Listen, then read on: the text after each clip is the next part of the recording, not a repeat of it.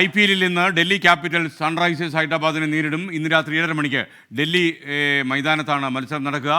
Central sports ഡെസ്കിൽ നിന്ന് അനിൽ വാസുദേവ് നമുക്കൊപ്പം ചേരുന്നു വിശദാംശങ്ങളുമായി. ഗുഡ് മോർണിംഗ് അനിൽ വാസുദേവ്, എന്തൊക്കെയാണ് കായിക ലോകത്തു നിന്നുള്ള വാർത്തകൾ പറയാൻ?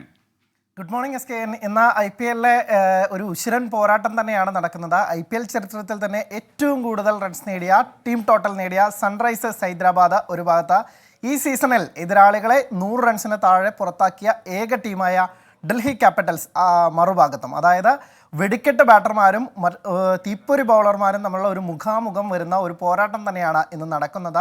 ഇരു ടീമിനും പ്ലേ ഓഫ് പ്രതീക്ഷകൾ നിലനിർത്താൻ ജയം അനിവാര്യമാണ്. നിലവിൽ 6 മത്സരങ്ങളിൽ 4 ജയിച്ച സൺറൈസേഴ്സ് 4-ാം സ്ഥാനത്തും 6 മത്സരങ്ങളിൽ 3 ജയത്തോടെ ഡൽഹി 6-ാം സ്ഥാനത്തുമാണുള്ളത്. ഇരു ടീമിനും ജയം അനിവാര്യമായി തന്നെയാണ് ഇറങ്ങുന്നത്. ഋഷഭ് പന്തിൻ്റെ ഉഗ്രൻ ഫോം തന്നെയാണ്, അത് ബാറ്റ് കൊണ്ടും വിക്കറ്റിന് പിന്നിലെയും ഉഗ്രൻ പ്രകടനം തന്നെയാണ് ഡൽഹിയുടെ കരുത്ത്.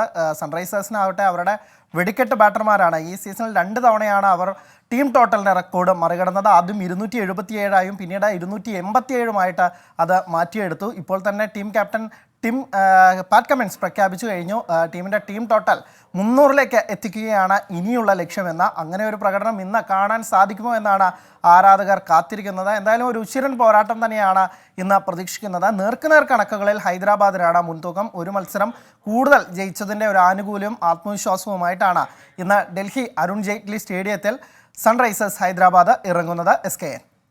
Thank you Anil Vasudev.